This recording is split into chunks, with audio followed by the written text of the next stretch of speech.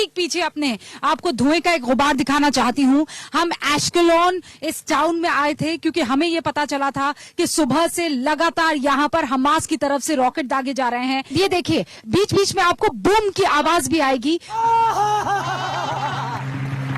ये भगवान क्या जुल्म है। तो भैया देखा आपने हमारे देश की मीडिया का कारनामा, जिन्हें मणिपुर का नाम सुनते ही बुखार आ जाता है, वो झोला उठाकर इजराइल पहुंच गए। लल्लन भैया, इसीलिए तो लोग इन्हें गोदी मीडिया के नाम से संबोधित करते हैं। वैसे इन लोगों को मैं बस यही कहना चाहूंगा कि कहीं दुपक कर रिपोर्टिंग करना, क्योंकि अगल बगल कहीं हो गया ब्लास्ट तो ड्रामे के साथ पेमेंट भी कहीं हो ना जाए लास्ट। और भैया मुझे तो लगता है ये नौटंकी भी सीमा हैदर की तरह 1-1.5 महीने तक टीवी पर चलेगी, और हो सकता है अब की बार दिवाली की मिठाई भी ये लोग इसी टीआरपी के पैसे से खाएं। और लल्लन भैया, मैं सोचता हूँ ये लोग जैसे ही वहाँ से वापस इंडिया आए वैसे ही इजराइल का नाम बदलकर ईश्वर लाल करवाएं। भुखमरी में भारत फिर से विश्वगुरु बन चुका है। लोग महंगाई से परेशान हैं, बेरोजगारी से त्रस्त हैं, लेकिन हमारे देश की मीडिया इजराइल में मस्त है। लल्लन भैया, इसीलिए तो इस पर महान कवि बाबा झंडू प्रसाद ने कहा है, गटर में भी डुबकी मारेंगे ये लोग अगर मिल जाएं 4 आने, घर में नहीं है दाने अम्मा चली भुनाने। थोड़ी मर्यादा रखिए।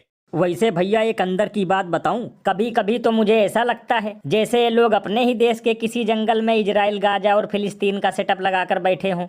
ये बड़ी अच्छी बात कही आपने, क्योंकि इसका जीता जागता उदाहरण हम लोगों ने बिपरजॉय तूफान में देखा था। और झूठ बोलने में वास्तव में ये लोग माहिर हैं, और इनकी खबर सुनने वाले भी ज्यादातर जाहिल हैं। और अभी तो रुको, क्लाइमैक्स अभी बाकी है। इस बार पता लग गया था कि 10 के पहले आचार संहिता लग रही थी, मैंने 4 को ही डाल दिया। और अगली बार भी चुनाव में वैसे नहीं डाल पाऊंगा, क्योंकि आचार संहिता लगती ना, कांग्रेसी तो रोते ही रहते हैं कि ये क्या कर रहा है, ये क्या कर रहा है, शिकायत करते रहते हैं, तो चुपचाप डाल दूंगा, चिंता मत करना। तो भैया देखा, मामा का दिमाग भी एक्स्ट्रा 2AB की तरह चलता है, क्योंकि आचार संहिता लगने के बाद भी मामा छुपके छुपके से खातों में रेवड़ियां भेजेंगे। लल्लन भैया, हमारे देश में चुनाव का असली मतलब ही यही होता है। जैसे ही आचार संहिता लगे वैसे ही मेहनत से ज्यादा मिठाई पर ध्यान दो, ताकि गिनवाना ना पड़े 5 सालों में किया गया काम, और रेवड़ी बांट कर बटोर लो और तमाम।